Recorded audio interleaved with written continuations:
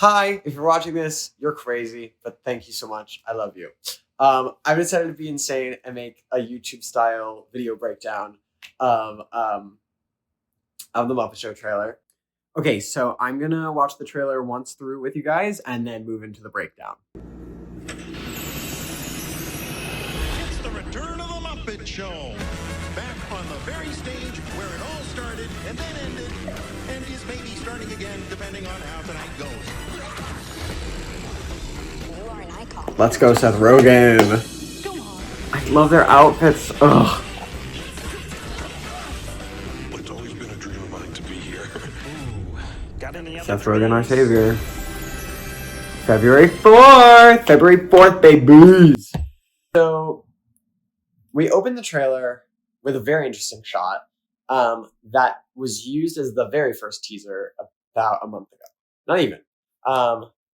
Mid-December, on Good Morning America, they were hyping up the special, announced the release date of February 4th with a very short teaser that is basically the extended version of this opening shot, which is Kermit turning on the lights of the Muppet Theater, turning on the breaker, and the lights turning on throughout the theater.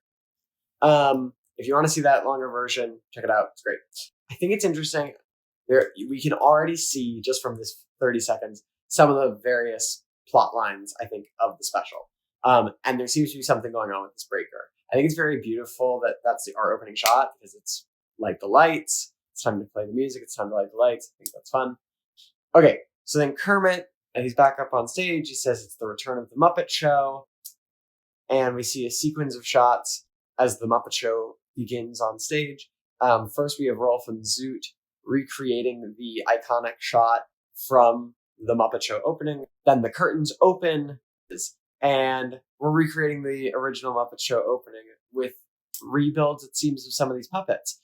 They did this for the 2011 movie, but it's great. We've got the five Fecta.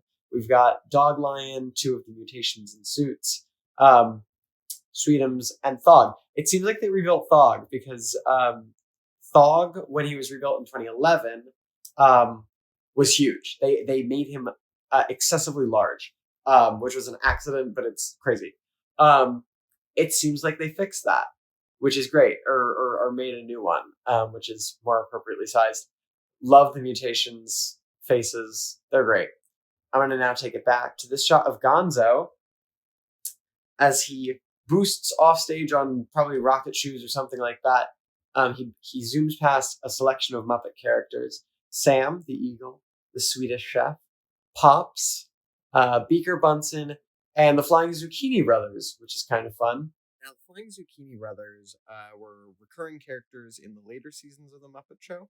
They were also brought back for Muppets Most Wanted and reconstructed. Fun, innocuous sort of background characters, very much like your Jerry and the Atrix, sort of recurring bits like that, Bobby Benson and his baby band. So it's really cool to see one of those groups brought back. So then we have this quick shot of Beaker in Muppet Labs, and his eyes fall out of their sockets. Very goofy. This does kind of beg the question, can we expect other like classic recurring Muppet sketches to reappear? I think everyone's in agreement that we should expect Pigs in Space, but Veterinarian's Hospital, At the Dance, Bear on Patrol, like there are several other recurring bits, and it's exciting. It's exciting to consider like which of these classic sketches we could see revived. And now we go into the Sabrina Carpenter section of the trailer. There's a lot to talk about here. I have a whole page of notes for Sabrina. This seems to be what I'm going to assume is her first sketch. In classic Muppet Show format, when you have a guest that's more musical, they get 3 songs, normally 2 on stage and 1 backstage. I think we're going to see snippets of at least 2 of those throughout this trailer. So would appear to be the first song, and it's very classic Muppet Show. It seems like we're in a bar, which is awesome.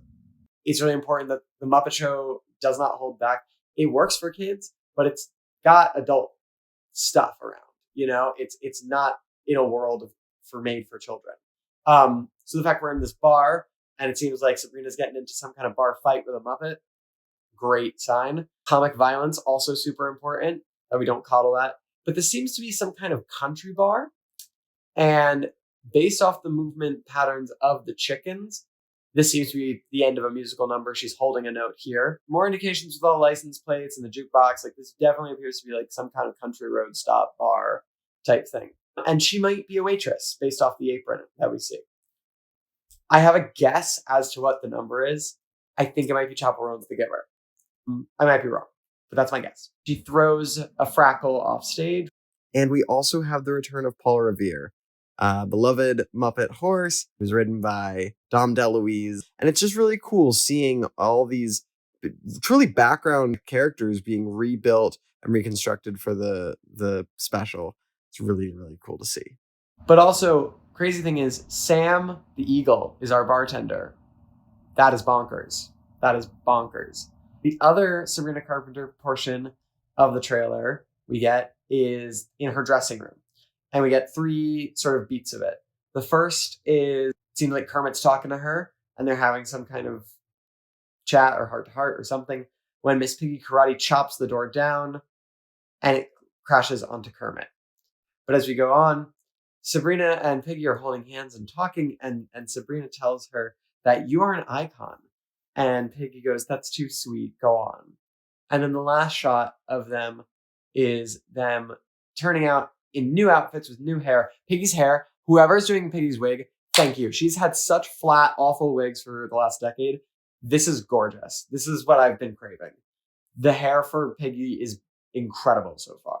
But they're in new outfits and they're posing, which again reads as musical number. So I think this is our backstage musical number. It's a duet with Piggy and Sabrina. We all knew they were going to get one. Love that it's at the backstage instead of on stage. It might move on stage based off these second outfits, but we'll see.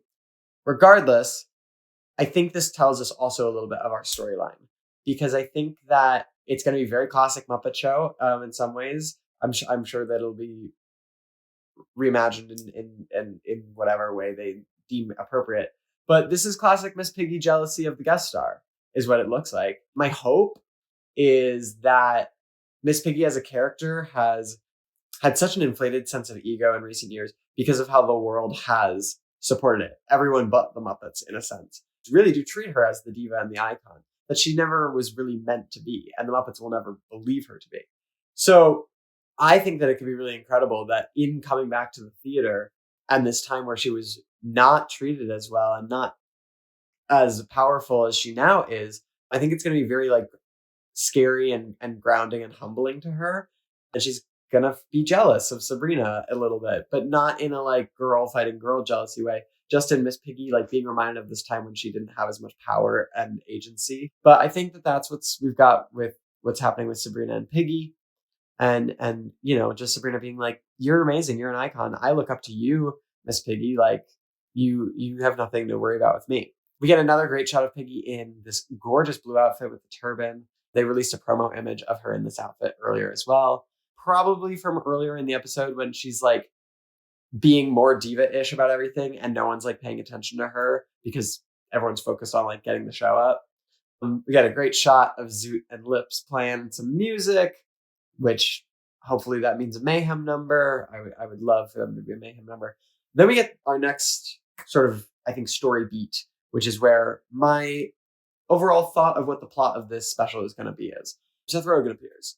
Now, I could see this going one of two ways, because Seth Rogen, he always gives himself work in what he produces, cameos and various things.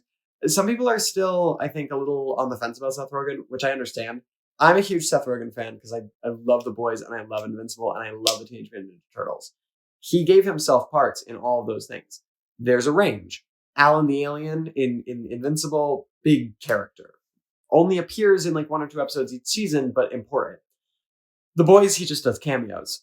All this being said, I think I could totally see him giving himself a part in this special that does not necessarily translate to like a recurring thing for a possible series. I think that Seth Rogen has bought the Muppet Theater from JP Gross and is like trying to help the Muppets bring their show back. I think because that's the real life story to a point. is that he and his production company are like getting this special made. Meanwhile, that's the plot of the episode. It's very meta commentary. It's very, very Seth Rogen. It's very, very Muppets.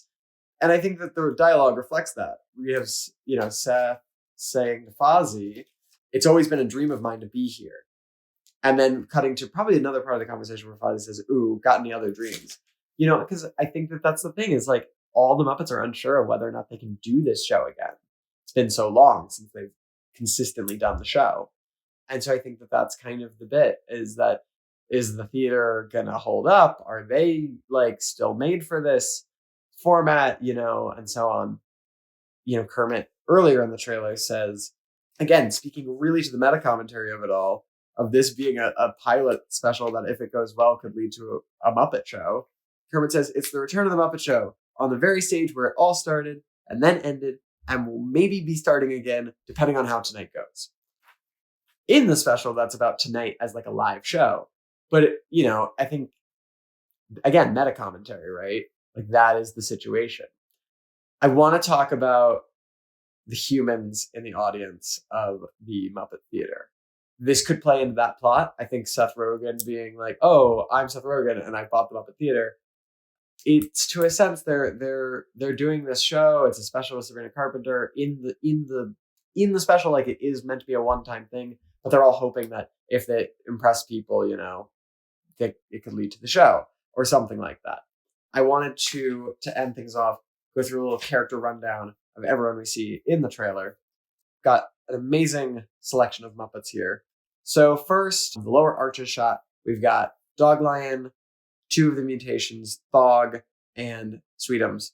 But then going into the main arches shot, this is our money shot, in my opinion. Crazy, the selection of characters here. But going from left to right, top to bottom, we have in the first row, Hilda, Pops, Robin, Uncle Deadly, Baskerville, Pepe, Beautiful Day Monster, Boba the Bear, Beaker, Howard Tubman, Crazy Harry, Marvin Suggs, Wanda, Wayne, and New Zealand. In the second row, we have the male Kuzbanian, Bean Bunny, Dr. Julius Strangepork, the Swedish Chef, Sam the Eagle, the male Whatnot, as featured in the original Season 2 Muppet Arches opening, George the Janitor, Boppity the Blue Frackle, Captain Link Hogthrob, Gloat the Green Frackle, and Beauregard. Going down to the third row, we've got Rizzo the Rat, the Newsman, Dr. Teeth, Piggy, look at great hair, Kermit, Fozzie, Scooter, Dr. Bunsen Honeydew, and Manamana. And then in the bottom row, I'm so happy about it. We've got the Kuzbanian Mama, Mildred Huxtetter with a brand new wig, Zelda Rose, Janice, a recreation of the season 1 female Whatnot. She was in almost every episode of season 1. So cool that they would rebuild that exact, like try and recreate her. We have Camilla, of course, and then Miss Mousy, which is amazing. So it seems like a lot of Muppets are going to appear. There was a rumor that all of the Muppets featured in the Muppet 70 campaign would appear. We'll see. I do still think there's some outstanding characters that we could see crop up. But I also think that Miss Mousy's here in the Arches, and she did not get a feature. So I don't think that that's necessarily a one-to-one thing to go off of. There's not any super glaring exclusions. Walter is maybe the one that sticks out to me just because he was the face of the 2011 movie, and they've really never quite figured out how to use him since. So it's a little sad not to see him here. I wish that they'd incorporated him, but maybe he may still be in it. Hi everybody, it's Feb from the future. Editing this became so much more of an endeavor than I ever thought it was going to be. But if you watched this, thank you so much. Let me know if I should make more stuff like this. It was kind of fun, and I'd be down to make more. Very, very excited about the special. Thanks for watching, and I will see you in the next one, if I make a next one.